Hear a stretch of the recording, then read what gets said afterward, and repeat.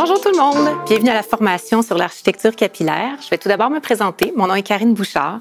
Ça fait maintenant près d'1 an que je fais partie de l'équipe nationale Prestige Quentin. Mais ça fait quand même 29 ans bientôt que je fais de la coiffure. Alors, une de mes éléments préférés dans la coiffure, c'est les chignons. J'en faisais même avant de commencer l'école de coiffure et ça a toujours été une passion pour moi. Alors, c'est de ça que je vais vous parler aujourd'hui, sauf qu'on a décidé de changer le terme, d'aller chercher quelque chose de plus actif, de plus moderne. Tu sais, chignon, on pense souvent à quelque chose un peu strict, un peu la bibliothécaire. Alors là, on voulait quelque chose de plus actif, de plus moderne. Donc, l'architecture, on le voit vraiment un peu comme une maison. Donc, il faut la fondation, il faut la structure et ensuite la finition. L'idée, c'est de bien préparer le cheveu pour avoir une structure, une fondation qui est bien solide parce qu'il n'y a rien de plus triste d'apprendre que nos clientes, à la suite de leur mariage, leur chignon a tombé ou quelque chose comme ça. Alors, donc, on va commencer avec la préparation du cheveu, comment faire des bonnes divisions, puis aussi avoir une bonne idée de ce qu'on veut. Alors, je vais commencer avec notre joli mannequin ici, sur ses cheveux mouillés, parce que oui, il est possible de commencer le chignon sur cheveux secs, c'est de demander à nos clientes d'arriver sur les cheveux secs, mais au niveau de la finition, on n'aura pas un résultat aussi lisse, aussi bien préparé. Il va peut-être avoir des faux plis ou des choses comme ça, donc moi, je préfère commencer sur cheveux mouillés. Donc, je vais tout d'abord commencer avec de la mousse. J'ai choisi la mousse Bess, mais je vous en parlerai un petit peu plus tard. Je vais juste vous parler de l'application. Donc, évidemment, on agite bien comme il faut. J'utilise un peigne à dents larges.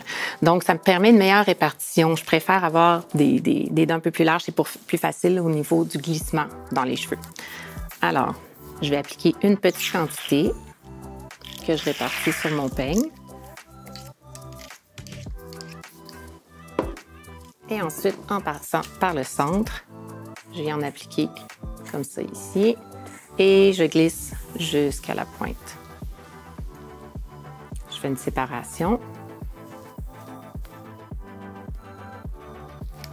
Je vais en mettre un peu comme ça et ensuite comme ça ici et je glisse. Donc, ce qui permet d'avoir un bon soutien à la racine puisque c'est une mousse volumisante, mais on en a quand même aussi sur les pointes. Donc, ça va nous permettre d'avoir une bonne tenue. Et une bonne répartition.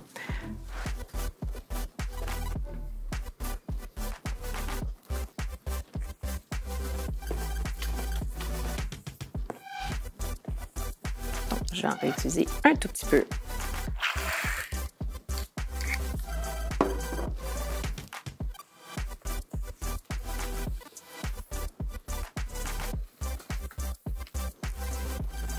Donc, je crois que vous comprenez le principe. Par la suite, je vais passer au séchage de ma marotte à la brosse ronde. Donc, je vais soulever le plus possible les racines.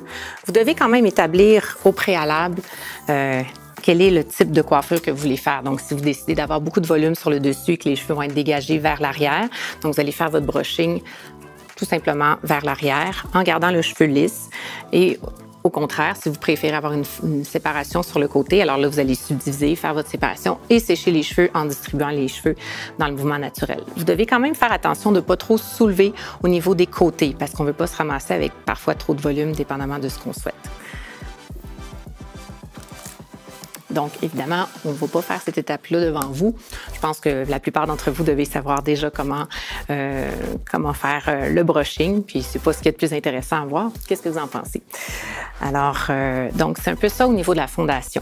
Par la suite, on doit penser quand même à la forme, aux subdivisions. Donc, dépendamment de ce qu'on veut, il faut penser à quel volume. Est-ce qu'on veut un volume plus sur le dessus, plus l'arrière? Souvent, on a tendance à prendre des trop grosses séparations, ce qui fait que c'est plus difficile à contrôler. Même pour faire une simple queue de cheval, parfois, c'est bien de penser à la subdiviser pour pouvoir l'attacher. Donc, quand je vais faire ma démonstration un peu plus tard sur les cheveux mi-longs ou longs, vous allez pouvoir voir un peu plus en détail qu'est-ce que je veux dire par bien subdiviser les cheveux. Donc, on va passer au segment suivant.